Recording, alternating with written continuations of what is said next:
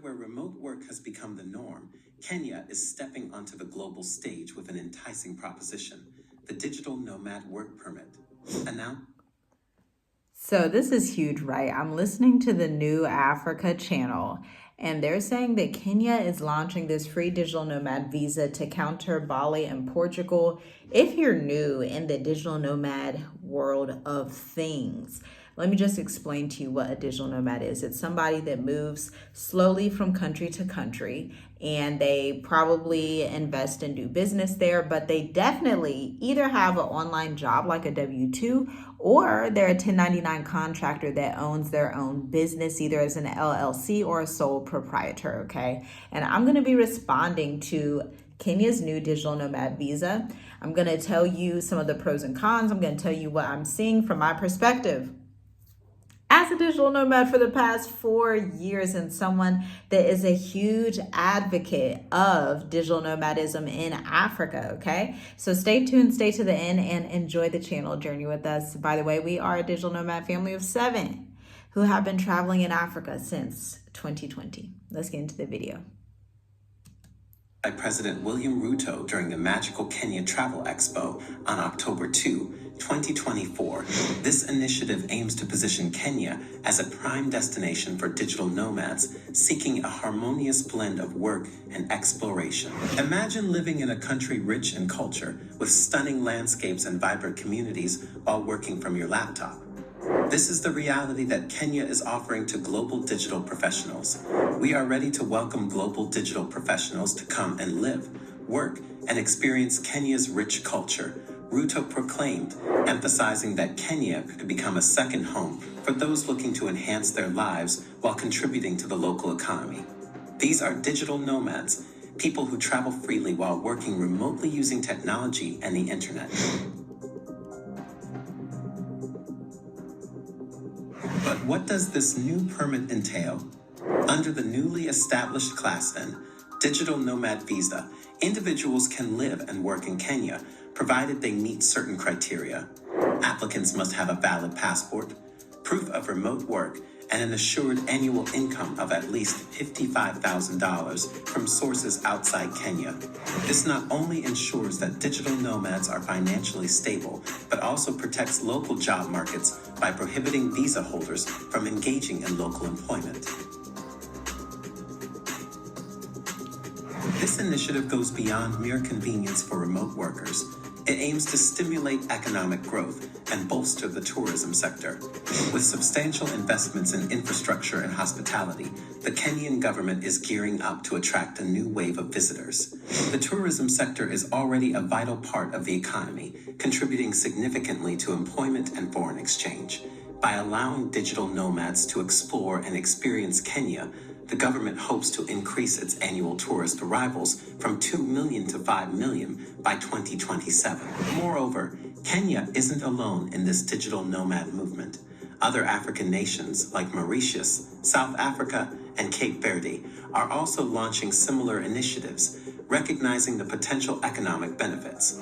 For instance, South Africa has recently signed its digital nomad visa regulations into law, allowing skilled remote workers to reside in the country for an extended period.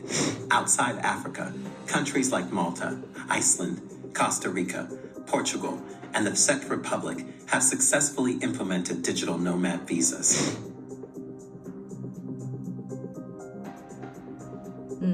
But what does this mean for the average traveler? Imagine hopping on a flight to Nairobi, only to find that you can explore the breathtaking landscapes of Kenya or the vibrant culture of coastal communities during your downtime. With the new transit and long connection travelers' electronic travel authorization, visitors with long layovers at Jomo Kenyatta International Airport can now step out of the terminal and immerse themselves in Kenya's rich heritage.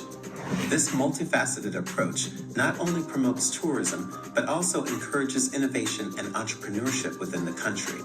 The potential for economic stimulation is enormous, with the hospitality sector gearing up to meet the demand for accommodations, ranging from luxury resorts to eco-friendly lodges. The recent opening of the JW Marriott Hotel in Nairobi is a testament to Kenya's commitment to attracting top-tier hospitality brands, promising new job opportunities for the local youth. As more digital nomads consider Kenya as their new home base, the country's cultural diversity, with over 40 distinct communities, offers an unparalleled experience for those eager to learn and engage with local traditions.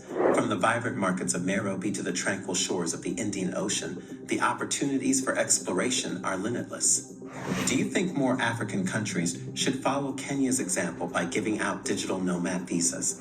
Let us know in the comments section below. Don't forget to like, share, and subscribe to stay informed on interesting topics from Africa and around the world.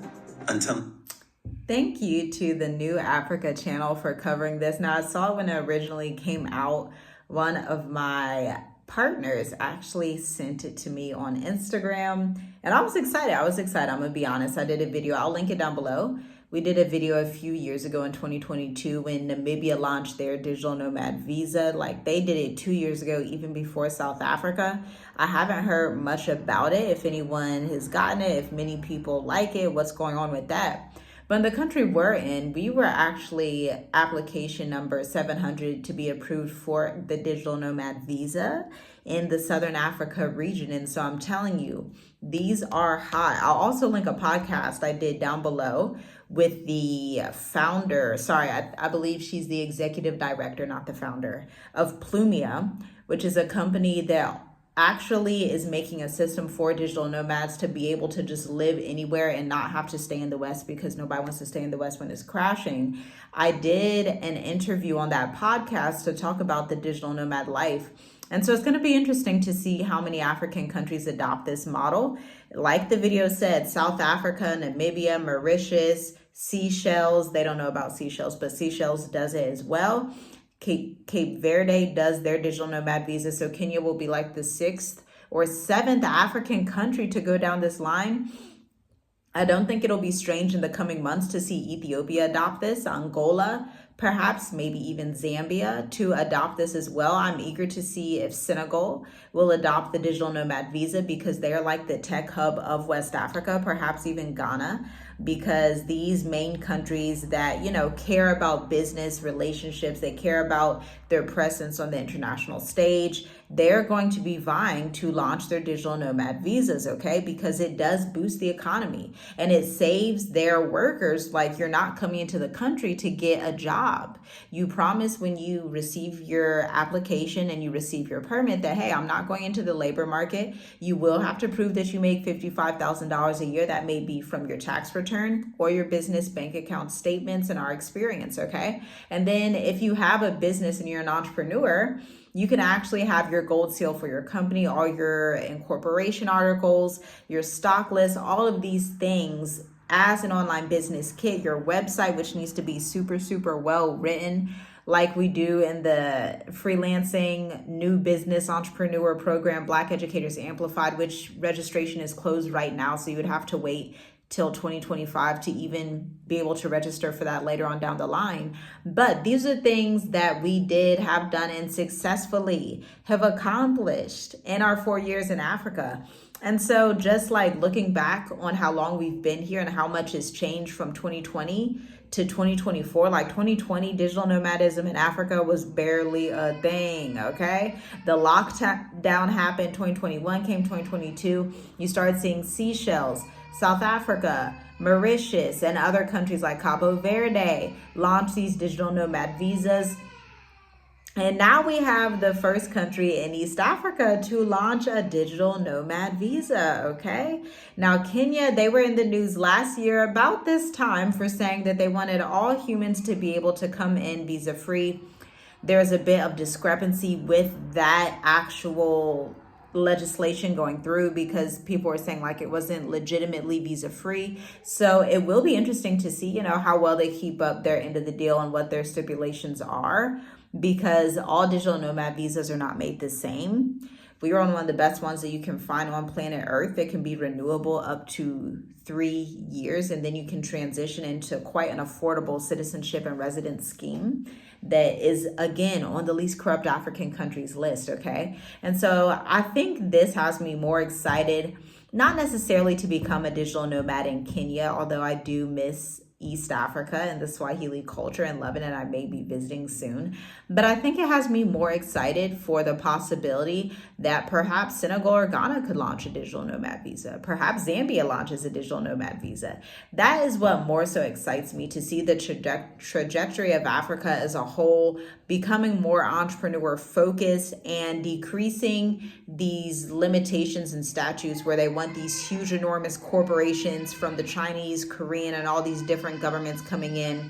And it's like, what about the small and medium-sized entrepreneurs that can directly affect your economy, come in directly and promote tourism and bring millions and millions and millions and millions into your country with ease, okay? And so those are my thoughts. Let me know what you think down below. Like, share, comment, and subscribe if you learned something new in this video. Talk soon.